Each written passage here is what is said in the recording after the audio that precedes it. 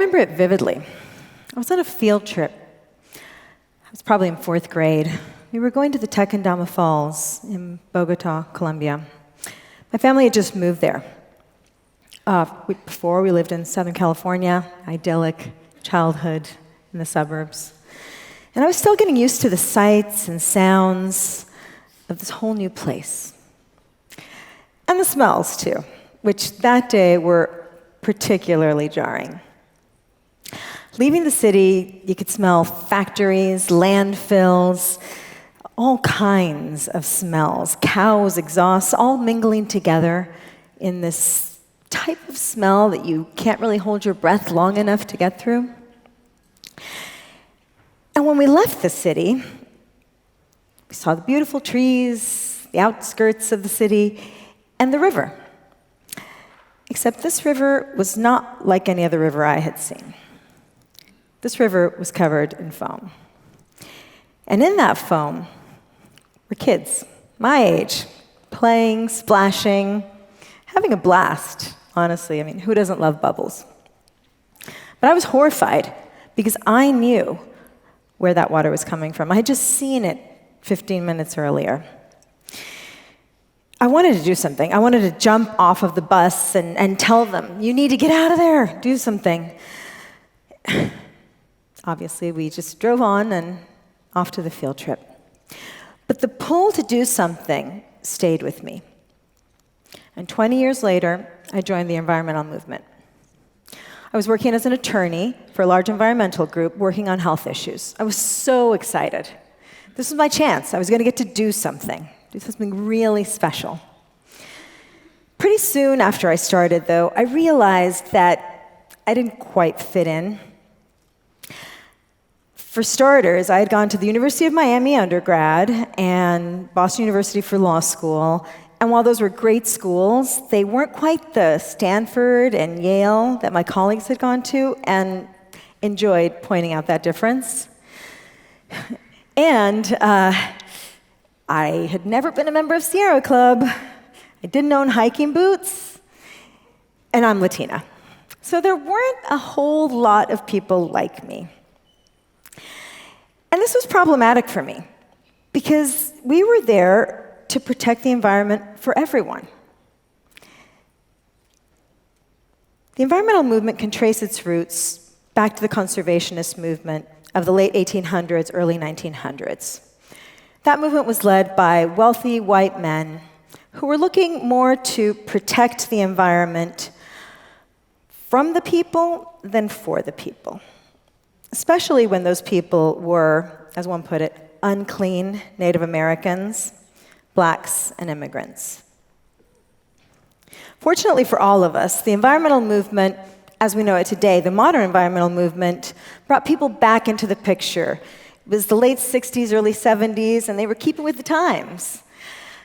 And fortunately, again, for all of us, brought with it the passing of some of the most important environmental laws, like the Clean Air Act, Clean Water Act, which we still rely on to keep us safe today.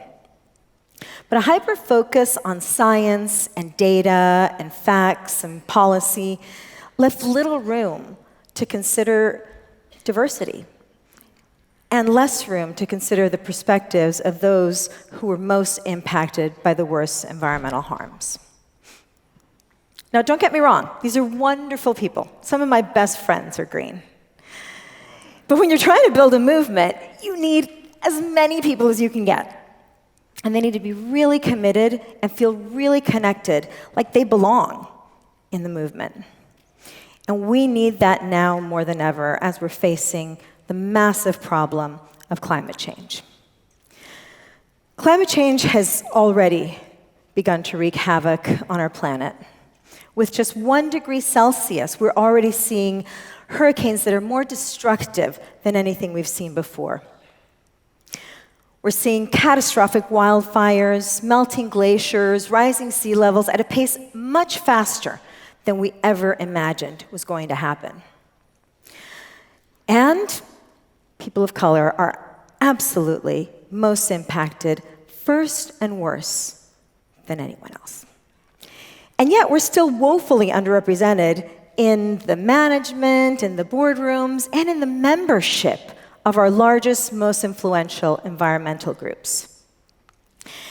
I believe that this is because there's an assumption that has persisted for far, far, far too long, and that's that Latinos, Blacks, people of color generally don't care about these issues. That somehow these are not our issues, which is strange. What does that mean? They're not our issues. They are our issues. They're affecting us, and they're affecting us worse. So I'm here to tell you all, and I've said it a million times now, we care, and we care a lot. Sure, maybe we're not, trekking to a 14er peak and bird watching every weekend, but when it comes to reality, and the polling and actions show that Latinos and Blacks are absolutely, by far, more committed to climate and clean energy policies than other groups. Because for us, this is personal, and it's urgently personal.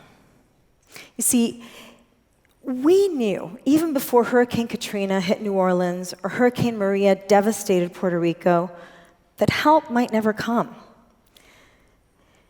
We know that flooding in Miami or in Houston may destroy our properties that we've worked so hard to build and displace us permanently.